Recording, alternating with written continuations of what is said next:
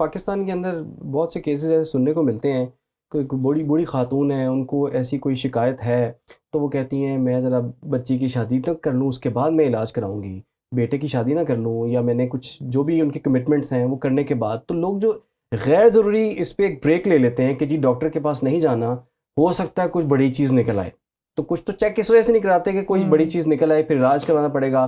تو میں نے تو پلان کیا ہوا ہے، بچوں کی شادیاں ہیں، بچوں کے اسکول ہیں، کالجز ہیں، تو بڑی بڑی جو ان کی کمٹمنٹس ہوتی ہیں. تو یہ جو مائنڈ سیٹ ہے، یہ مائنڈ سیٹ کتنی رکاوٹ ہے اویئرنیس کے لیے؟ سر میرا خیال سے کینسر کو اور جو ہے نا بڑا سیریس لینا چاہیے، کیونکہ اس میں ایک ایک دن کاؤنٹ کر رہا ہوتا ہے. ایک سیل بھی جو ہے نا وہ بریسٹ سے نکل کے باہر چلا گیا تو وہ کینسر لا علاج ہو جاتا ہے. میں ایسے بھی آپ کو واقعہ بتاتا ہوں، صرف پاکستان کے اندر نہیں باہر، بلکہ میں ایک دفعہ جو تھا وہ سینٹ بارتھولمیوز کے اندر جو تھا وہ کلینک میں تھا، اور ہم نے ایک خاتون کو جو کہ بنگلہ دیش سے تھیں، ان کو بریسٹ کینسر ڈائگنوز ہوا تھا. تو ان کی میاں کے ساتھ ان کو جو تھا نا یہ سارا ڈسکلوز کرنا تھا کہ آپ کو بریسٹ کینسر ڈائگنوز ہوا، ہم آپ کی پلاننگ کر رہے ہیں، اس وقت آپ کا آپریشن پلان کر رہے ہیں، اس طرح ہوگا.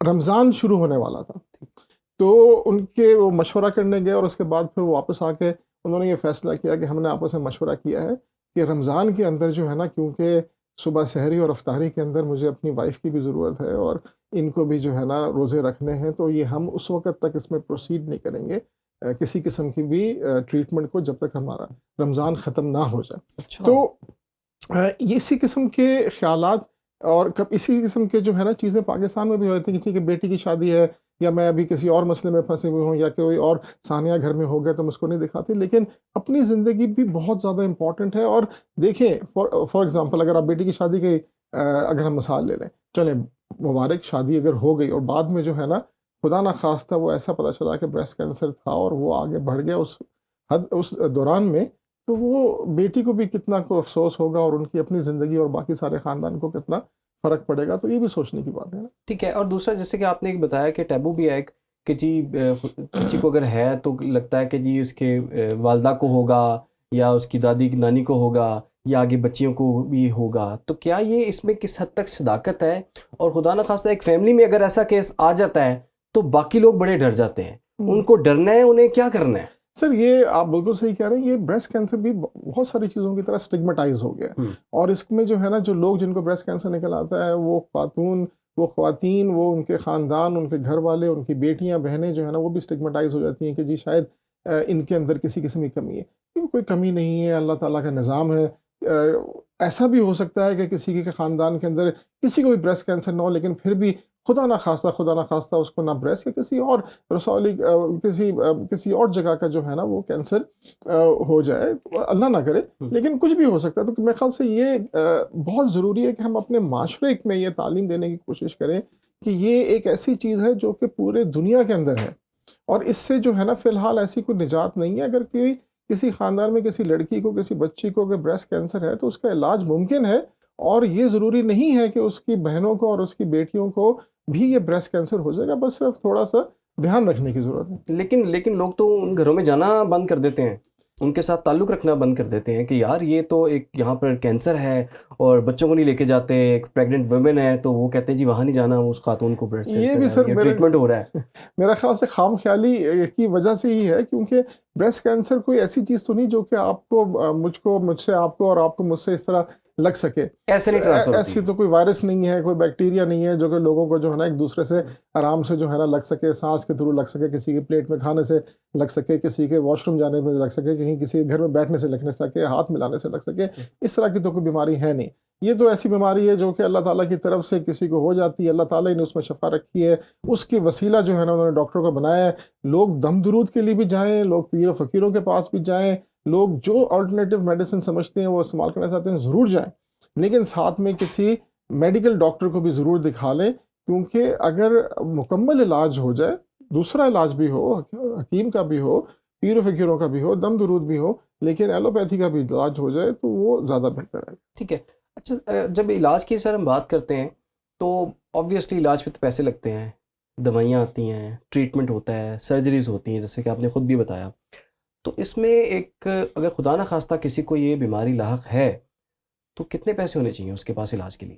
سر دیکھیں، جان سے تو قیمتی کوئی چیز ہے نہیں، مگر الحمدللہ ہمارے پاکستان کے اندر اور ہمارے پنجاب کے اندر بھی پبلک سیکٹر ہسپتالوں کے اندر یہ علاج فری آف کاسٹ پرووائڈ کیا جا رہا ہے. اچھا. اور نہ صرف یہ اس کا علاج سرجری کے لیول پہ فری آف کاسٹ پرووائڈ کیا جا رہا ہے، بلکہ آگے کیمو تھراپی اور ریڈیو تھراپی بھی جو ہے نا وہ almost free of cost provide کی جا رہی ہے، ٹو دی ایکسٹینٹ کہ مریض کا صرف کا خرچہ صرف اتنا ہے کہ اس نے وہاں تک پہنچنا ہے اور وہاں پہ جو ہے نا اپنے کھانے پینے اور اپنے جو ہے نا باقی معمولات کا بندوبست کرنا ہے. ادروائز تو یہ سب کچھ جو ہے نا فری اویلیبل ہے. تو اس جب اتنی سہولت اویلیبل ہو اور اس کے اندر ویٹنگ ٹائم بھی نہ ہو. دیکھیں میں نے تو نیشنل ہیلتھ سروس یو کے اندر کام کیا ہوا ہے، اور وہاں پہ جو ویٹنگ ٹائم ہے وہ اتنا لمبا ہوتا تھا کبھی کبھی کہ ہمیں خیال آتا تھا کہ شاید جو ہے نا بہت ساری چیزیں بہت آگے تک چلی جائیں گی جب تک جو ہے نا مریض کے وہ اس لیول اس جگہ تک پہنچے گا جب اس کا علاج شروع ہو. اچھا. پاکستان تو ہم اس پہ فخر نہیں کرتے اور ہم خوش نہیں ہوتے کہ یہاں کی ہیلتھ سروس پہ ہم ہمیشہ جو ہے نا کرٹیسائز کر رہے ہوتے ہیں، لیکن اس کی بہت ساری فائدے بھی ہیں ان دا سینس کہ آپ کو علاج بر وقت اور بہت جلدی اور فری مل رہا ہے، جو کہ بہت ممالک میں نہیں ملتا. صحیح. اچھا بڑے شہروں کی بات کر لیتے ہیں ہم، لاہور، کراچی، اسلام آباد، پشاور وغیرہ. کہ ان میں کون کون سے سینٹرز موجود ہیں جو کہ لوگ دیکھ رہے ہوں کہ اگر خدا نخواستہ کسی کو یہ مسئلہ ہے تو ان سینٹرز میں جا سکتا ہے؟ سر لاہور میں آپ کے جتنے بھی بڑے پبلک سیکٹر ہسپتال ہیں، جتنے بھی بڑے پبلک سیکٹر ہسپتال، آپ کا جنا ہسپتال ہو گیا، آپ کا میو ہسپتال ہو گیا، آپ کا سروسز ہسپتال ہو گیا، جو گنگا رام ہو گیا، جو جنرل ہاسپٹل ہو گیا، ان سب کے اندر جو ہے نا آپ کے پاس یہ فیسلٹی لوگوں کے پاس موجود ابھی بھی ہے اور پہلے بھی تھی. جب میں ہاؤس جاب کر رہا تھا اس وقت بھی تھی، اور اب بھی مزید ایڈوانس ہو کے اور مزید سسٹمائز طریقے سے یہ فیسلٹی سب کے لیے اویلیبل ہے، اور خواتین کو اس کو یوٹیلائز ضرور کرنا چاہیے. ٹھیک ہے. اور اگر پرائیویٹلی اگر دیکھا جائے تو پھر کس بریکٹ میں اس کا جو ہے وہ فائنینسز ارینج کرنے ہوں گے پرائیویٹلی؟ تھوڑا سا ایک آئیڈیا کے لیے، کیونکہ لوگ کئی دفعہ ایسے ہوتے ہیں کہ سرکاری اسپتالوں میں وہ پریفر نہیں کرتے، یا کچھ ان کو پتہ چلے کہ یہ کتنی قیمتی چیز ہے. مطلب اگر آپ اس ٹریٹمنٹ سے بچنا چاہتے ہیں تو آپ کو کیا احتیاط کرنی ہے؟ سر دیکھیں، اگر تو پرائیویٹلی کی بات ہے تو مسئلہ تو پھر لاکھوں کے اندر آ جاتا ہے، لیکن ادھر بھی بہت ساری چیزیں جہاں پہ زکوٰۃ کے آ جاتی ہے بیچ میں، جہاں پہ جو ہے نا بہت ساری چیریٹی اور فلانتھروپی آ جاتی ہے.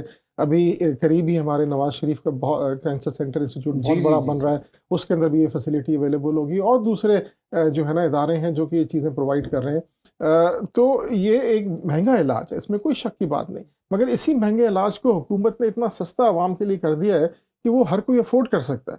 ٹھیک ہے، اس میں تھوڑا سا وقت لگتا ہے، شاید تھوڑا سا لائنوں میں لگنا پڑتا ہے، کچھ فارمز فل کرنے پڑتے ہیں، تھوڑا سا وقت لگتا ہے، لیکن آپ اس لاکھوں کے عوض ایک فری علاج بھی تو حاصل کر رہے ہوتے ہیں. بالکل بالکل. اچھا ڈاکٹر صاحب یہ بھی بتائیے کہ کتنا لمبا عرصہ تک یہ اس کا علاج چلتا ہے؟ خدا نخواستہ کسی کو یہ ایسا پرابلم ہے تو اگر آج ڈاکٹر کے پاس گیا ہے، یہ خاتون گئی ہیں، تو کتنے ٹائم تک ان کا علاج چلتا رہے گا، اور کیا یہ علاج کبھی رکے گا بھی یا فور لائف ٹائم ہے یہ؟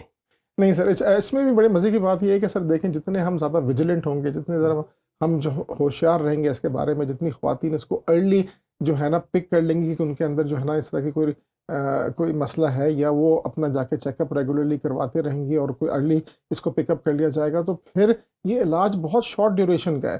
رسولی نکال دی، اگر ضرورت پڑی تھوڑی سی ریڈیو تھراپی کی تو وہ دے دی، یا ساتھ میں جو کوئی دوائیاں دے دیں جو کہ چلتی رہتی ہیں ساتھ میں، ہارمونل تھراپی جسے کہتے ہیں، اور وہ پھر اس کا فالو اپ کرتے رہیں تو وہ معاملہ ادھر ہی ختم ہو جاتا ہے. ہاں اگر تو کینسر زیادہ بڑھ گیا ہے تو پھر اگر کیمو تھراپی کی لمبی سائیکلز کی ضرورت ہے، 6-8 مہینے وہ چلتی رہتی ہیں، اور اگر جو ہے نا وہ زیادہ پھیل گیا ہے تو پھر تو یہ ایک ایسا چیز ہے جو کہ پھر ساری عمر تھوڑا سا علاج in the sense of chemotherapy, hormonal therapy, اور جو ہے نا وہ بار بار اس کے جو ہے نا شاید جو میس ہے اس کو in order to improve the quality of life, جو کینسر کو جو ہے نا ریڈیوس کرنے کے لیے وہ چلتا رہے.